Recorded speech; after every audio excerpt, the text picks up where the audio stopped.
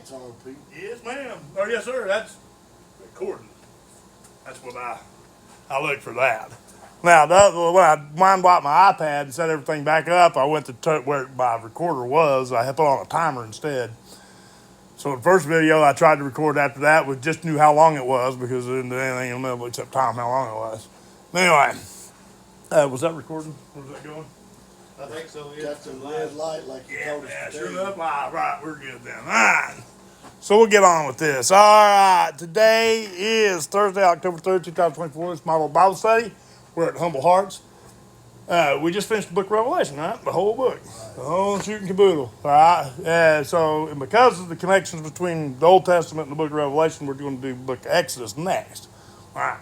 And most of the reason is because Moses is one of those two prophets that are mentioned in Malachi chapter 4, last chapter in the Old Testament. All right. And Moses and Elijah are both mentioned there. All right. And because of that, then that's why we're doing Exodus. So tonight we're going to just talk about, since that's mostly Moses, we're going to talk about Elijah tonight. All right. Because he's the other one. All right. Now,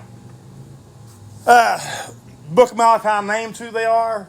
All right. Book of Revelation tells you who they are by their deeds. All right, it's really that simple. Now, we've already talked about this in chapter 11. That's the first place we're going to go. Chapter 11. We're going to pick it up in verse 3, and we're talking about these two witnesses, all right? Father, we ask this open eyes and open ears, no matter where they may be, in Jesus' name, amen. All right, listen to what it says. We're talking about the two witnesses, and there's some things we're going to remember, right? One, well, let's just talk about some of them. First of all, time element, remember? Daniel, 7 years. The midpoint is 3.5 years, right? And then you translate that over to the book of Revelation in chapter 9, reduces that whole 7-year period down to 5 months, so you just split it, 2.5 months, 2.5 months. Ta-da. All right. Now, remember some of how that is referred to, though, in the book of Revelation. It doesn't just take it. It uses 1,203 score days, which is 3.5 years when you add it all up, right? Listen to what it says. I will give power unto my two witnesses, and they shall prophesy 1,203 score days clothed in sackcloth, right? That's 3.5 years, right? These are the two olive trees and the two candlesticks standing before God of the earth. Zechariah will tell you a lot more about these two, right, in the prophecy in Zechariah. All right, verse 5. And if any man hurt them, fire proceedeth out of their mouth and devour their enemies. All right, and if any man will hurt them, he must in this manner be killed. All right. Well, we know that fire isn't a literal fire. All right. It's the truth of what God's word says, and that's how the two prophets defeat the Antichrist, by the truth.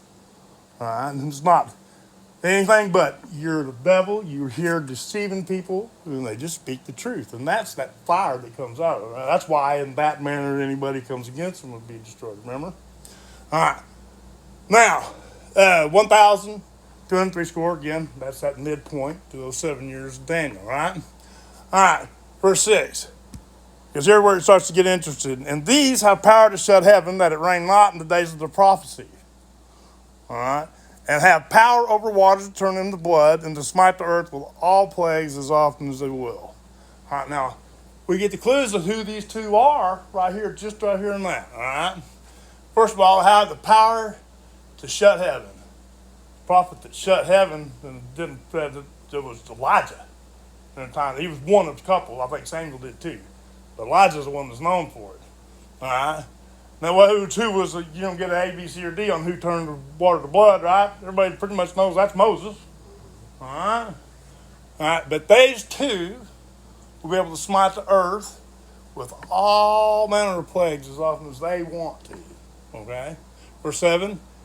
And when they shall have finished their testimony, the beast that descendeth up out of the bottomless pit shall make war against them, and shall overcome them and kill them. All right, at that point, we know we got 3.5 days until the second half at that point. All right, because they lay there in the street, if you remember the prophecy, for 3.5 days, and people sent gifts to each other celebrating their death. All right, but after 3.5 days, as they rise, Christ returns. All right. All right, so here, that's what we wanted to talk about. Okay, first, he was the one that caused that. Well, who caused fire to come down from heaven? You remember that one? That was Elijah too, wasn't it? All right. All right. So listen to this, what it says about him, all right, in 1 Kings chapter 18. And it came to pass after many days that the word of the Lord came to Elijah in the 3rd year, saying, Go, show thyself unto Ahab, and I will send rain upon the earth. All right, why? Because Elijah's already closed the heavens, right? So this is the end of a real bad famine, right? And Elijah went and showed himself to Ahab, and there was a sore famine in Samaria. All right, now do you know how long this was? How long the skies were closed? Listen to what it says in James in the New Testament, chapter 5, verse 17. Elijah was a man subject to like passions as we are, and he prayed earnestly that it might not rain. All right, and it rained not in the earth in the space of 3 years and 6 months, 3.5 years. All right, so here in this prophecy, and then James, he's already told you, Elijah has already done this. All right, he's already stood there and prophesied against the prophets of Baal, which we're going to study here in just a minute. All right, for 3.5 years he withheld the rain, the exact same time, 1,260 days, that the two prophets have to do their ministry on the earth. All right, so all these symbols and all these times and all these things tie together in a nice, neat little package that shows up and tells you exactly who it is and exactly what's going on. And he prayed again in the heavens, gave rain, and the earth brought forth food. All right, and so that brings that up. All right, well, I can switch over to Luke because Elijah was the one that called down fire from heaven. All right, now for a long time I went with exactly what that says: fire from heaven. Somehow fire falling out of the sky to the earth.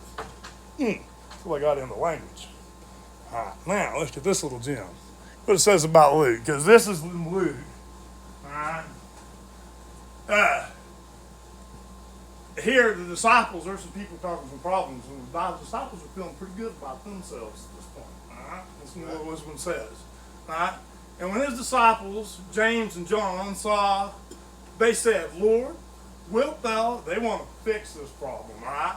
Lord, wilt thou that we command fire to come down from heaven and consume them as Elias or Elijah did? Ooh, they're feeling good about themselves, aren't they? They run around with Jesus and they got these people messing up, and the thing they want to do is zap them. It sounds like a real good Christian thing, huh? Right. All right, well, that isn't what happens, but that's kind of what they're saying. All right, but here's the thing I want you to understand about fire in Greek, all right? In your Strong's Concordance, it is 4442, all right? And it's pour, primary word, fire, literally, figuratively, but specifically, that's lightning. Lightning. All right? Specifically, it's lightning. All right. Now, so just entertain the thought, when it's talking about fire from heaven, that makes kind of a little bit of sense, because that's exactly how they would have described lightning, because they would have seen that fire from heaven. They would have seen the effects of what it does, like when it hits an animal or something like that, or splits a tree in half, all right, starts a fire.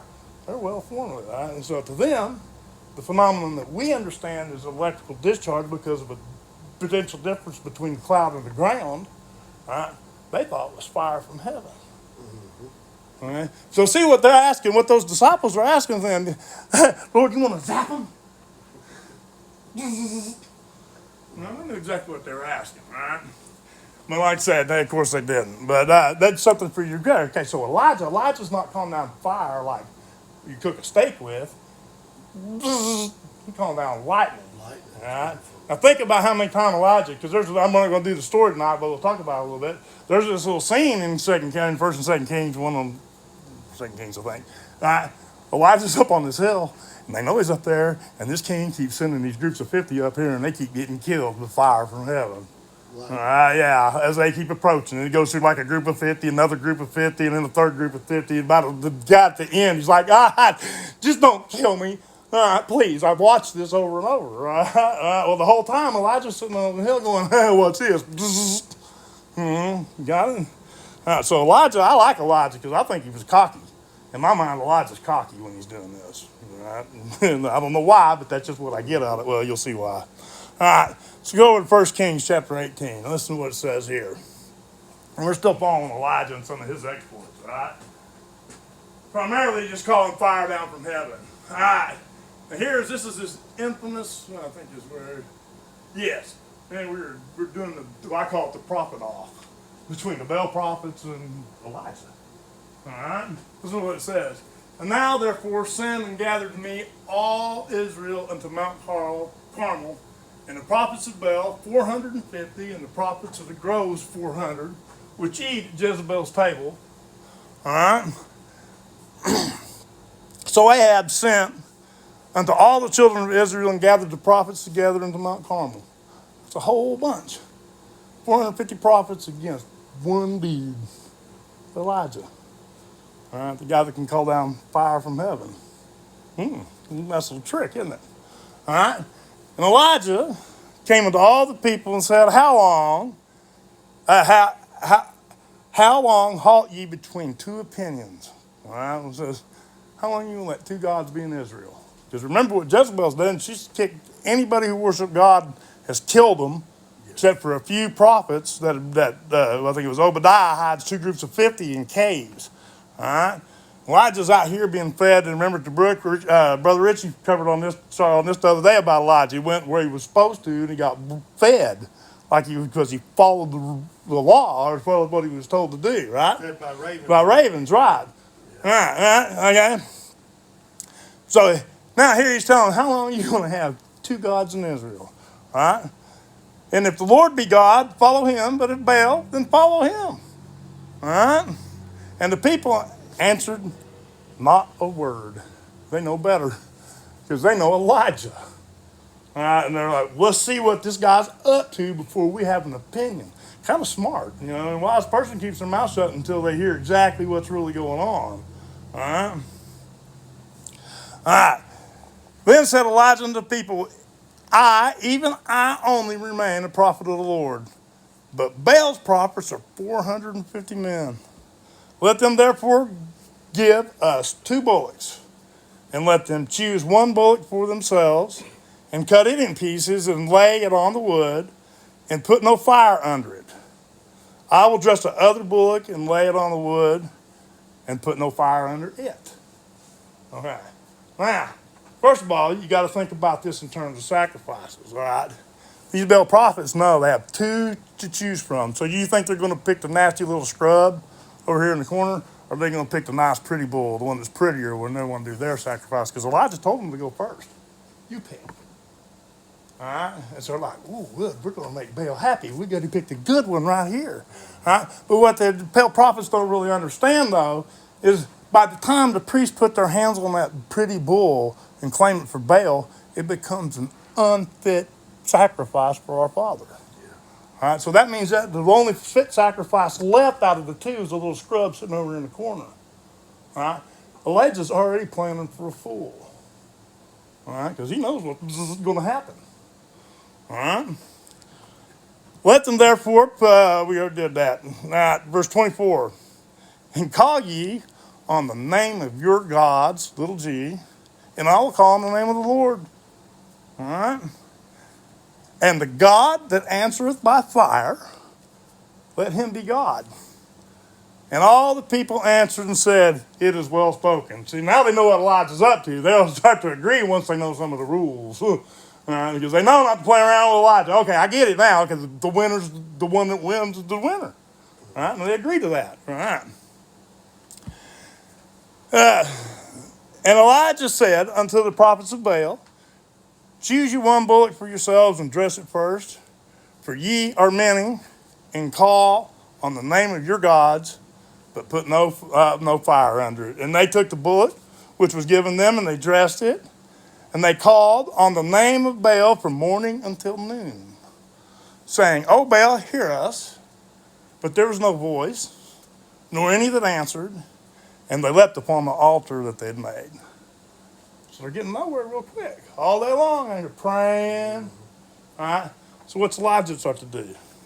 And it came to pass at noon that Elijah mocked them. All right? This is why I like Elijah. He's getting cocky. He's already played this game already. He knows what's going down. God set this whole thing up. Right. Now, understanding the difference between fire and lightning, what does water do to fire? It puts it out. Puts it out. What does fire do to electricity? Starts standing, got your little couple 110 legions jump in the bathtub and see what happens. All right? You can kill you. Now listen to this, all right? And keeping all this in mind. All right. And it came to pass at noon that Elijah mocked them, saying, cry aloud, for he is a God. And what he means by that, there was the idea of gods back, and then they were kind of cruel to people. All right? He's a God. Maybe he's just not paying attention down with what you're doing. All right? Either he is talking, or he is pursuing, or he is on a journey, or peradventure he sleepeth and must be waked. All right? Maybe he's taking a nap. All right? All those things, the one that's interesting that causes most confusion is pursuing. All right? He is pursuing. What it means is he's at a battlefield, he's withdrawn to a private place. All right? When you withdraw to a private place in the battlefield, you're going to the bathroom. You're peeing. All right? So in reality, I think what Elijah's really getting at, what he's saying, where's Bell? What's he doing? Taking a leak? Where's he at? Maybe taking a nap. He's not silent. Yeah, no, right. He's mocking. That's right. He's mocking. He's doing everything he can. What? Maybe he's sleeping. He's a God. Maybe he just ain't listening to you wackadoodles out here being stupid. Why don't you try something else? Listen to what they try. And they cried aloud and cut themselves after the manner with knives and lancets until the blood gushed out of them. And all the time you can just hear Elijah up there giggling. I'm betting. Doesn't say, but I'm betting. I know I giggle every time I read this. All right? And it came to pass, by midday was past, they purposed until the time of the offering of the evening sacrifice. All right? And there was neither voice, nor any answer, nor any regard. All right? We've talked about the daily oblation before, right? The sacrifice that was made in the morning and in the evening every day, regardless of whether it is a feast day or it's just a Monday. All right? This is that evening sacrifice. Now, Elijah's let these wackadoodles play this entire time, and he's waiting for the right time. Because he knows you're not supposed to make a sacrifice to God until the evening oblation, until the second part of the evening oblation. So that's what he's doing. All right? And Elijah said, unto all the people, come near unto me. And all the people came near unto him, and he repaired the altar of the Lord that was broken down. He didn't use the one that they'd made the Baal sacrifice on. He used the one that God had set up that was broken. All right, listen to what he said. And Elijah took 12 stones, a good number, right? According to the number of the tribes of the sons of Jacob. Back on them tribes again. That takes 12 stones, each one with a name. All right? And he made a trench, and with the stones, he built an altar in the name of the Lord. He didn't use the old Baal altar. He built one and dedicated it to the Lord. And he repaired the old one, and he did it with stones that represented each of the tribes of his people. All right? So Elijah just knows what he's supposed to do. Why? But he's just following the rules. It's real easy. All right? He already knows these things.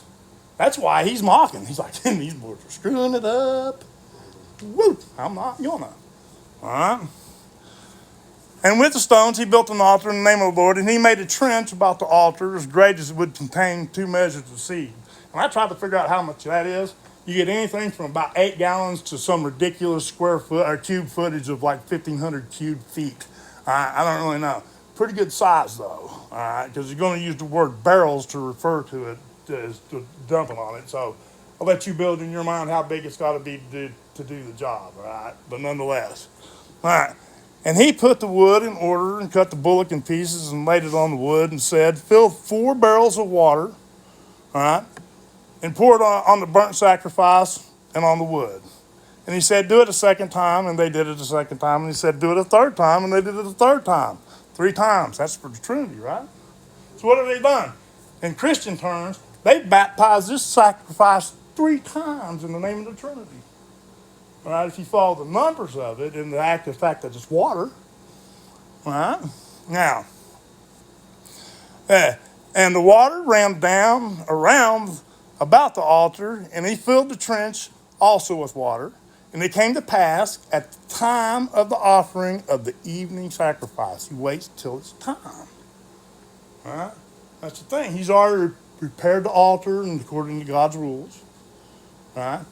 He's atoned for everything, set everything up just right, and now he's waited to the exact time that he's supposed to make the offering. All right. And it came to pass at the time of the offering of the evening sacrifice that Elijah the prophet came near and said, Lord God of Abraham, Isaac, and of Israel, let it be known this day that thou art God in Israel, and that I am thy servant, and that I have done all these things at thy word. See, it wasn't Elijah's smarts that set all this up. God told Elijah how to set this up. And he's just following the word. Just like you're supposed to walk that last days in those last days, exactly the same way. That's right, this guy's going to be back. Same one that knows all this stuff. All right, he's one of those two that will come back to lead Israel in the last days. All right? So he's a good leader. He's already proved himself. Look at the stuff he set up. Now listen to what he says. Hear me, O Lord. Hear me. And this people may know that thou art the Lord God, and that thou hast turned their heart back again. Now, that's what Elijah is going to do when he comes back. He's going to turn the hearts of the people back to God again. Exactly like he did, like he's doing right here. All right? Verse 38, then the fire of the Lord fell and consumed the burnt sacrifice, and the wood, and the stones, and the dust, and licked up all the water that was in the trench. All right. All right, so he set this up real good. He set the sacrifice up on this wood, on this good altar. They made this big trench, and they poured water all around it. All right. So when fire from heaven or lightning strikes it, it just consumes everything. Think about how much voltage is in just a big lightning strike. Yeah, it's just a wow. All that hitting in one spot right in front of everybody, and then when the smoke clears, there's nothing left. The sacrifice is gone, the wood's gone, the stone's gone, and all the water's gone out of the trench. All right? And when all the people saw it, they fell on their faces and they said, the Lord, he is the God, he is the God. The Lord, he is the God. And Elijah said unto them, take the prophets of Baal, all 450 of them. Let not one of them escape. And they took them, and Elijah brought them down to the brook of Kishon and slew them there. All 450 of them. All right, so I think Elijah's messing around. Don't sound like it to me. All right, so you talk about a prophet. That's somebody you want right there. See all those little tricks, all the things that he did. He knows those things better than any of us. And he's talking about Moses, too. He's a lawgiver, right? All right, so think of things he knows. All right, so he knows exactly what God he wants out of his people in the last days, more so than any other preacher. All right, why? Because they've already walked the walk. All right, so that finishes that. Now, remember, all right, another will call down fire from heaven, too. Remember who he was going to be? This is in that chapter 13. Listen to what it says. Chapter 13 of the book of Revelation. And I beheld another beast come up out of the earth, and he had two horns like the lamb, and he spake as a dragon. You know exactly who this guy is. Every one of you do. All right? And he executeth all the power of the first beast, that political beast, before him, that causeth the earth and them that dwell therein to worship the first beast, whose deadly wound was healed. All right, we know that's a political alliance that falls apart, and he shows up and fixes it. Okay? No big mystery in it. All right? And he doth great wonders, so that he maketh fire, lightning, right? Tor, just like the word we said before, right? Come down from heaven on the earth and the sight of men, just like Elijah did it. All right, just exactly like it. All right, so you got to be aware that sets up a good deception. You need to make sure if somebody's calling lightning down in front of you, you need to know who it is. All right, is it Moses, is it Elijah, or is it the Antichrist? All right. And deceiveth them that dwell on the earth by the means of those miracles, snapping his fingers and lightning coming down,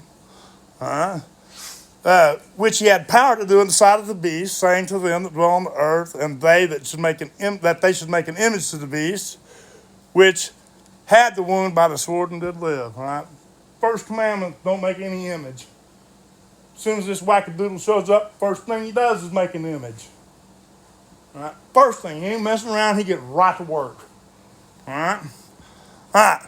So that's one of that's Elijah's adventures, basically. That's not all of them, because he's done many, many miracles, and some of them are really cool, and they really emphasize the compassion that God has. Between Elijah and Elijah, you really begin to see the compassion that God can have. He had one of those examples of Elijah, after Elijah's gone, which is what we're going to talk about, is departing next. All right. After he goes in, there's a woman who has two sons. They had this big debt. Her husband died, and her two sons are in a debtor's prison. And the only thing this woman has is this little bitty vial of oil. We also talked about this the other night. And he gets all spirit filled, and he said, well, you just go to your neighbors and you get every big pot that you can find and you bring them to me. And he stands there and starts pulling oil out of this little bitty vial and continues to pour it until every pot that they could find was full. They couldn't run And out. then after it was over, it dried up and then went on about their way. So a lot of these miracles it ain't just about killing Baal prophets. He's also showing how he shows compassion to some of his people. Because not only that, this widow woman now, not only she has just cash of oil, she can pay off her debt, she can get her two sons out of prison. All right, those kind of things, that shows you that those kind of things mean something to God when his people are in pain and hurting. All right, and in bad tribes. All right, so let's switch over to 2 Kings now, because now it's time for Elijah's departing. Now, you can just stamp this with wow going into it, all right, if you've never heard this story before. Has anybody heard this story about Elijah when Elijah departs? Yeah. You have? Okay, yeah. Most people have. We're actually reading in this and answering questions through James, which is kind of hard. It wasn't all around Elijah, but it's a whole lot of different kings. Yeah. Bounces around to a lot of kings, and it makes it a little difficult. Yeah, sometimes, yes. You got to kind of pay attention. Okay, but this one's going to be nice and simple, because we're going to go with just what it says right here in this chapter. We don't have to go anywhere else. All right. How many people were here when we did the Ezekiel chapter 1 study? Remember that one? The big flying machine things? Talked about? All right, well, okay. Well, you'll get the idea right here. Exactly what. All right, this is a whirlwind. All right. The term whirlwind, I think, is used like 7 times. Well, 13 times. I don't remember. It's used a dozen times, maybe, or less. And every time it means something real important, all right? And we're going to get into that. And this is what it says. 2 Kings chapter 2, verse 6. Now it's time. Elijah's been doing all this stuff. He fought these Baal prophets. He's done all these other miracles, all right? And he has Elijah, his buddy, his protege, who he's training, all right, running around with him. And this guy's faithful to Elijah. He really is. I mean, because Elijah tries to get him to go on his way more and more, and just keeps saying over and over, no, Master, wherever you go, I will follow you until the end. Well, and they know that Elijah's getting ready to depart. And not only that, but the Holy Spirit's running around telling all these prophets ahead of them that when they show up, the first thing they do is the prophets come out and find Elijah, not Elijah, the number 2 guy, say, he's about to take your master away, right? And he's like, hold on, it's not time yet. And he does this over and over, right? Well, now, it's time for him to go. All right, listen to what it says. Elijah said unto him, tarry, I pray thee here in the Lord, for the Lord has sent me to Jordan. You got to cross that Jordan River. And he said, as the Lord liveth and as my soul liveth, I will not leave thee. All right? And the two went on. He said this over and over and over and over, written up to this, right? And 50 men of the sons of prophets went and stood to view afar off. And they too stood by the Jordan. All right? So I want you to picture this.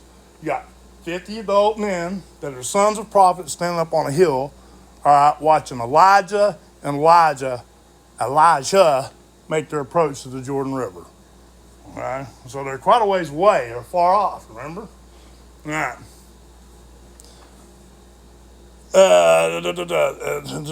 Verse 8. And Elijah took his mantle and wrapped it together. That's just his covering that he had, that he was wearing. All right. Wrapped it together and smote the waters, and they divided hither, thither. So the two went over on dry ground. Wow, that's making an exit. People think most of the time when you start talking about Bible stuff, the dividing of the water, the only one we know about is the Exodus, right? Well, not only here, God divides the River Jordan again for Israel when they go into the Promised Land. They walk across on dry land, just like he promised, and they gathered 12 stones, out of the bottom of the Jordan, and they built an altar on the other side, just like Elijah did. Okay, when they cross. Well, here, Elijah, he just takes his hand. As soon as he slaps the water splits, and two just moves on right across. And Elijah, again, is going to take Elijah's mantle, and he leaves, and he's going to repeat it, as you'll see when he leaves. And he'll leave the same way on dry land across the Jordan River. All right, so God's divided the water. My point is, divided it more than once. All right, and he'll continue to do it for the ones that he needs to. All right, listen to what it says in that. All right, and it came to pass, when they gone over, Elijah said to Elijah, ask, what shall I do of thee before I'm taken from thee? And Elijah said, I pray thee a double portion of the Spirit be upon me.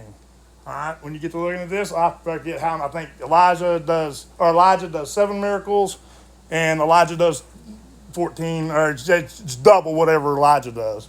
All right, so he gets his wish, exactly what he says. All right, and he said, thou hast asked a hard thing, nevertheless, if thou see me when I am taken from thee, when I go, it shall be so unto thee, but if not, then it shall be not so. And it came to pass, as they still went on and talked, that behold, there appeared a chariot of fire, all right, and horses of fire, and parted them both asunder, and Elijah went up by a whirlwind into heaven. All right. Now, whirlwind, that's your key. All right, when that's used, you're not talking about just a spinning kind of wind like we call whirlwind. All right, whirlwind, that's what he said about it. That's what Ezekiel said. And he said down in the river Chebar, God spoke to him out of the whirlwind, if you remember. Exactly like this, these chariots of fire. What is this? This is just one of God's chariots. All right, but you get a good look at it in the book of Ezekiel. And Ezekiel, when you remember that, Ezekiel tells you about it. All right, he says they're like a wheel within a wheel, but they go about their work on their side. A wheel goes about its work this way, but these go about it on their side. All right, you remember? Remember, he looks in them, he can see in them, and he's like, man, what I see in there is a creature that looks like it is composed of fire. All right, and whatever it's doing with his hands, remember the man's hands were under its wings. Whatever this freak is doing with his hands is making this thing work. He makes all those connections, but he doesn't know how to tell you. All right, because what he's trying to describe something, he's seen an ox cart. Right. So when he says wings, he's just telling you it's in the air because the only thing he's ever seen flaps wings and flies. So he's trying to tell you something, right? One was a chariot of fire. Right? Same thing it took Elijah. Same thing. And if you go back into the Kings, you find out that Elijah, this ain't the first time. This ain't surprise these boys. Remember, you've heard the story. I'm sure you have. Elijah, they wake up and they go out, and this king is, I think it's a Syrian king. He has brought hundreds of chariots to kill them. And Elijah's like, no big deal. He goes, the army that's with us is a lot better than them. And he prays that he opened Elijah's eyes. And Elijah looks up into the heavens, and the sky's full of chariots of fire. And then, the whole army's blind, and they go home. Nothing happens to them. They go on to bigger adventures, some of which we've been talking about. All right, but Elijah's taken by the whirlwind. The same whirlwind that God spoke to Ezekiel out of, the same whirlwind that God spoke to Job out of. All right, remember? God spoke to Job out of the whirlwind. He says it over and over. Okay? So get ready. Because when he talks about, what's it say about these? Listen to what it says. It says, chariots of fire and horses of fire, and parted them both asunder. Where else do you hear about spiritual horses? We've been studying 4 of them, right? With Revelation. Yeah. There you go.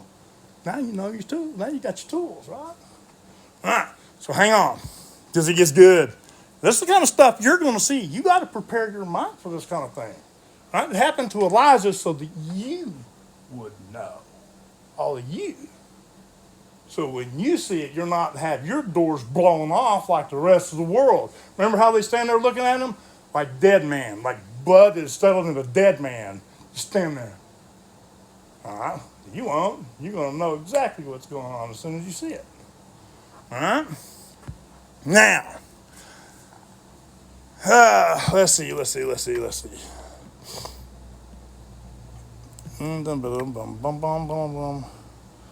I start this? Why did I put this in there? Give me just a second. Oh, yeah, okay. Fire from heaven again. Duh, we ain't done with that. All right, because this is the tool. There's nothing. Remember, you've already studied this. And this is the book of Revelation. Listen to what it says. You got a news flash for you guys. If you think you're done with the book of Revelation just because we finished the prophecy, well, that's all you're going to ever learn about from me. That's it. That's all I'm supposed to do is teach you that book. And it takes all the other 65 books to get it, to really get it. All right? And you see stuff like this is weaved into it, all through it. Big stuff that you will know about ahead of time. All right, if you do your due diligence and do your own work. All right, listen to what it says about fire from heaven, because this ends up being our best buddy. All right, so it's just like you should have already got by now. All right, listen to what it says in 27, verse 7 of the book of Revelation. And when the 1,000 years is expired, right, we're at the end of the millennium. All right, saints shall be loosed out of his prison, and there shall go out to deceive the nations which are in the four quarters of the world. All right, four, that means the world. All right, all of them. Again, he's trying it one more time, but this time what he doesn't have. Remember, he doesn't have the beast system, and he doesn't have that ability to pull off those miracles as a fake Messiah. Those things die as soon as the millennium begins, right?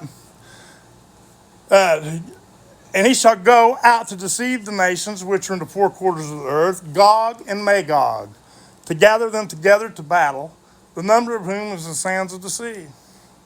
All right, Gog and Magog, two battles in two different places, fought at exactly the same time, and we don't fight any of it. God does it. You put them together, and it's Haman Gog, and it is the end. All right, and that's at the end of the millennium, so don't let any of these cheese balls tell you that this stuff is going to happen before the millennium begins.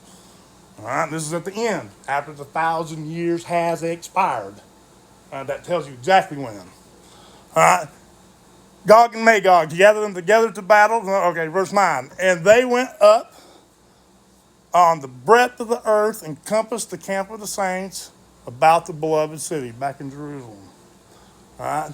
And fire came down from God out of heaven and devoured them. Exactly like the Baal sacrifice, or exactly like the sacrifice against the Baal prophets. All right? So you see that again. You're not looking for fire. What are you looking? That's really what you. And that makes a lot more sense when you really get to thinking about it. Now think about how much our weather system's getting jacked up. I mean, wow. So you see things being primed. Remember, one of those seals, one of those vials is dumped out on the sun, and so they're mad because it gets hot. All right. So we see these things developing and occurring right now. All right. Verse 10. And the devil that deceived them was cast into the lake of fire and brimstone, where the beast and the false prophet are, and shall be tormented day and night, forever and ever. All right, you can take that however you want. For me, I understand that forever and ever is an idiom that is used to mean they'll be never more again. All right, so when they die in it, remember, if, say my brother dies in the lake of fire, in the next age, I won't even know that he existed, because I won't shed a tear for him. And the reason why is because they died. They were gone forever and ever. Not just gone, but their memory is erased. The fact that they ever existed won't ever be known, except by God himself. All right? So, when you look at it that way, forever and ever, that puts forever and ever in another kind of a light. Now, if you have to have an eternal hell, go ahead, let's go for it, but we'll figure it out as we go. All right? But in my opinion, I don't think so. It's an idiom. It's been an idiom forever. There's one in Ruth, I can't remember how does the acrostic go, but it says like, it seems like the evil people get ahead, but they're really like fat in the spit as it hits the fire, it just goes, and it's up in a puff of smoke, gone forever. It's kind of how the idiom goes. But none like I said, there's plenty of denominations. No, they're going to be right there. It doesn't make any sense to me that hell be sitting right there where all us supposed to be happy and we're not going to be sad because Uncle Joe's crying like bacon and screaming. That doesn't sound happy like a good place to me. You know what I mean? But anyway, it's neither here nor there. Any questions then about Elijah? Anything? Anybody? Thank you, did a good job. Oh, good deal. I'm glad you like it. All right, now, the reason why we did that, though, is because now we go to the book of Exodus. The rest of the next couple months is probably going to be just dedicated pretty much to the other half of those, which is Moses. Yeah. And in my mind, Moses is the leader. He always has been, so we'll spend a little bit more time. And you'll really see the correlations then between the book of Revelation and the book of the book of Exodus, as we get to dig into that real good. And we'll be back in the book of Revelation more. All right, just because that's you can support that with the book of that. Yeah, it's a second book, but you can support it with the last book because it's one book. But anyway, all right, you guys, that's it.